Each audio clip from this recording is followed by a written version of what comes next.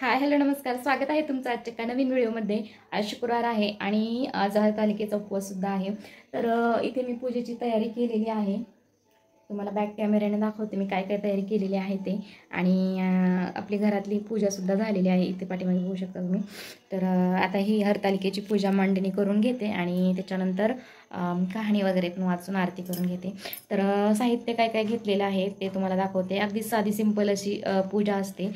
ज्या पद्धतीने पारंपरिक मी बघत आलेले आहे, माझी आई आजी वगैरे जशा पद्धतीने करत होते, तर तशाच पद्धतीने पूजा मी करत असते. जास्त काही एक्स्ट्रा ॲड जे काही आजकाल नवीन नवीन करतात, तर तसं काही मी करत नाही.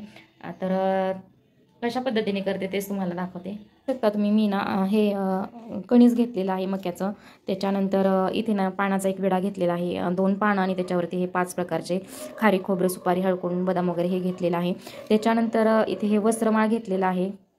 त्याच्यानंतर हे 5 प्रकारचे फळं घेतलेले आहेत. हे बेलाचं फळ आहे, धोत्र्याचं आहे, त्याच्यानंतर डाळिंब आहे, नंतर सीताफळ आहे, इथे हे पेरू आहे, केळी आहे. तर अशा पद्धतीचे फळं घेतलेले आहेत आणि पत्री घेतलेली आहेत. जितके अवेलेबल होतील तितके, म्हणजे जितके मला भेटले इथं जवळपास तेवढेच. कारण मार्केटमध्ये गेले होते तर मार्केटमध्ये नाही अशा पद्धतीचे फळंच आले होते सगळे. पानं असे आणलेच नव्हते विकायला. तर बेल घेतलेला आहे आणि त्याच्यानंतर दुर्वा, हा आघाडा आहे, तुळशीपत्र घेतलेलं आहे आणि हे रुईचं पान घेतलेलं आहे. त्याच्यानंतर सीताफळाचं पान, पेरूचं पान घेतलेलं आहे, आंब्याचं घेतलेलं आहे आणि तिचं एक छोटंसं झाड आलेलं होतं दारात, तर त्याचं पण एक छोटंसं पान घेतलेलं आहे. तर अशा पद्धतीचे जितके आपल्याला भेटतील ना तितके पत्रे घ्यायचे. असं काही नाही इतकेच पाहिजे तितकेच पाहिजे. तसे तर 16 प्रकारचे म्हणतात, तर 16 प्रकारचे तर काही सगळे अवेलेबल होतील आपल्याला असं नाही. आणि ही कर्दळी होती घराच्या जवळपासच, तर ती ताईंनी आणलेली शेजारच्या, तर ती दिली मला. तर त्याच्यानंतर इथे हे कहाणीचं पुस्तक आहे हरतालिकेच्या, फुलं वगैरे. त्याच्यानंतर ही वाळू आहे, ही ना समुद्राची वाळू आहे. मागच्या वर्षी ताई गेलेल्या होत्या शेजारच्या गणपतीपुळेला, तर तिकडून आणली होती. मागच्या वर्षी पूजा करून तीच परत ठेवली होती सुकून वगैरे, तर आता परत तीच वापरते धुवून. पंचामृत करून घेतलेलं आहे आणि आता पूजा मांडणी करून घेते. तर पूजा ना मी पाटावरती खालीच मांडते हरतालिकेची. कपडा वगैरे टाकत नाही, कारण का जी वाळू असते तर ती ओली असते ना, मग ते कपड्यावरती कसं काय करणार, म्हणून मी पाटावरती खालीच पूजा करते. त्याच्यानंतर पाणी घेतलेलं आहे. आता रांगोळी काढते. इथे हे आरतीची तयारी केलेली आहे. दिवा पहिला लावून घ्यायचा असतो आपल्याला पूजा करताना कोणताही.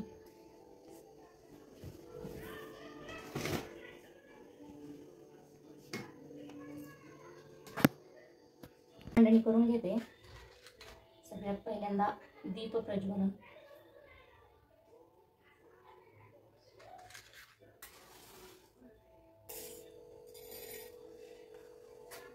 रांगोळी काढते थोडीशी.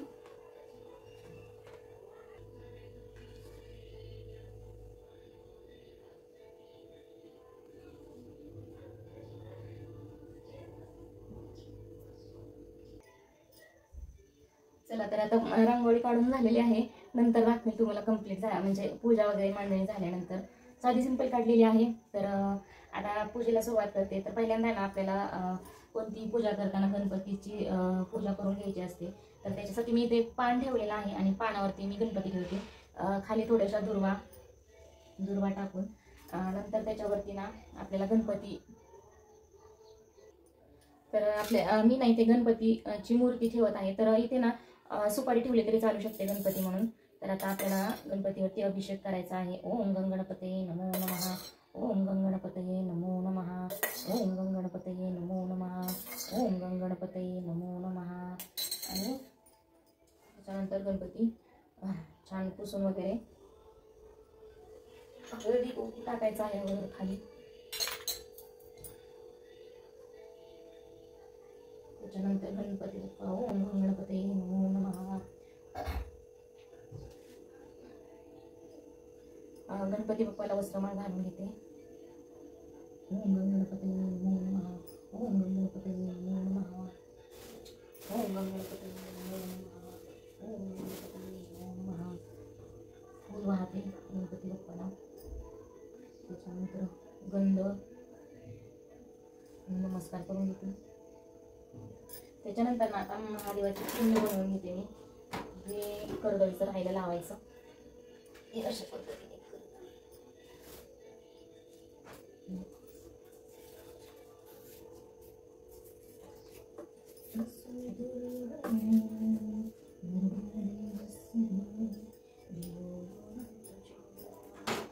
आता पिंड बनवून घेते.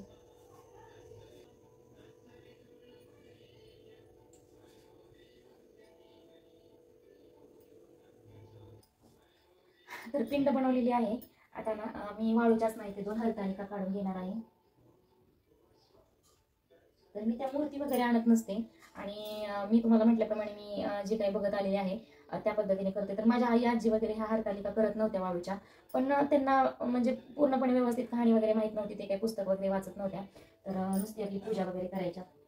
तर आता मी कहाणी वाचते, कहाणीमध्ये काय दिलेलं आहे काय नाही मला कळते, तर म्हणूनसाठी मी अशा पद्धतीने हरतालिका बनवून घेत आहे वाळूच्या. कारण पार्वतीने जे आहे ते तिच्या सखींबरोबर मिळून ही पूजा केली होती, तर त्याच्यासाठी. तर आता इथे ना मी पिंड काढून घेतली आहे, त्याच्यानंतर 2 हरतालिका काढलेल्या आहेत आणि इथे ना असे चार बाजूला 4 जे आहेत ते नंदी काढलेले आहेत.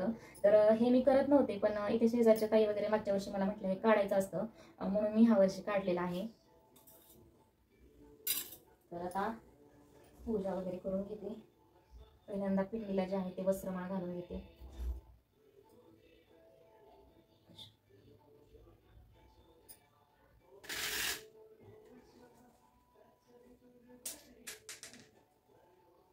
पानाचा विडा,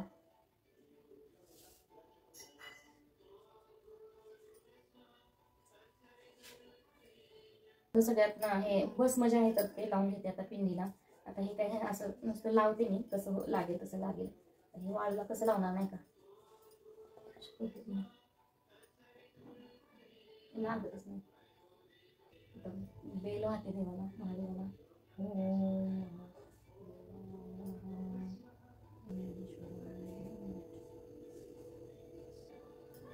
त्याच्यानंतर पांढरं फूल महादेवाला.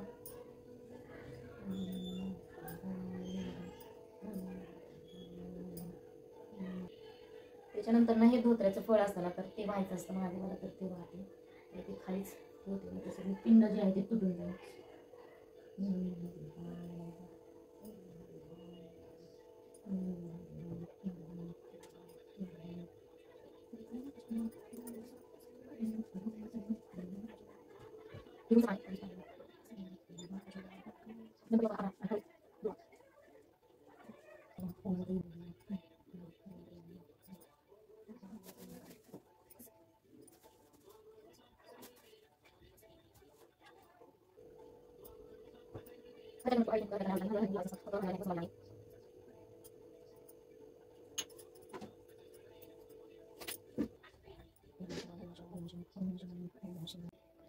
तर अशा पद्धतीची ही पूजेची मांडणी केलेली आहे मी.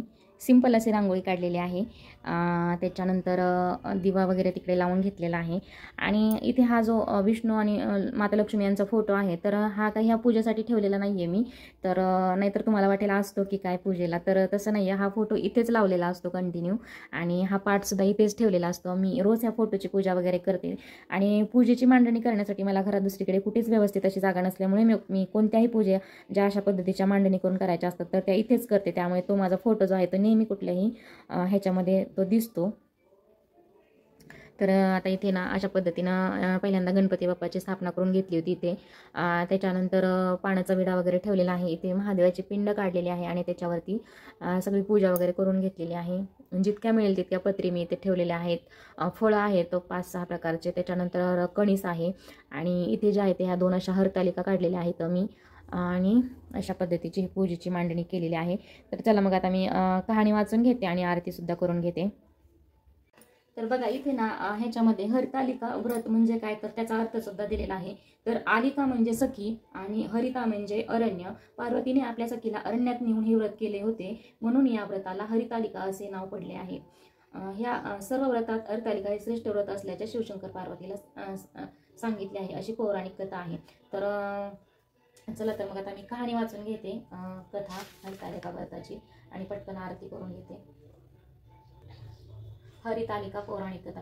कैलाश पर्वतावर उमामहेश्वर बसले होते तेव्हा पार्वतीने विचारले, हे महेश्वरा, मी असे कोणते व्रत केले की ज्यामुळे आपण मला पती म्हणून मिळाला? ते ऐकून महेश्वर म्हणाले, हे प्रिये, जे व्रत अत्यंत गुप्त असून केवळ माझ्या सर्वस्व आहे असे व्रत, उत्तम श्रेष्ठ व्रत मी तुला सांगतो ते. ज्या व्रताने तुला माझे अर्धासन मिळाले ते परम मंगल व्रत सर्व पुराणांचे व वेदांचे रहस्य आहे. सर्व व्रतात श्रेष्ठ असे आहे. भाद्रपद शुद्ध तृतीयेच्या दिवशी हे व्रत केले असता सर्व मनोरथ पूर्ण होतात. तू हे व्रत पूर्वी हिमालयावर केले आहेस. पार्वती म्हणाली, हे महेश्वरा, सर्व व्रतांमध्ये श्रेष्ठ व्रत मी कसे केले ते मला आपणाकडून ऐकायचे आहे. यावर शिवशंकर म्हणाले, पूर्वी पृथ्वीवर हिमालय या सुंदर आनंददायक पर्वतावर तू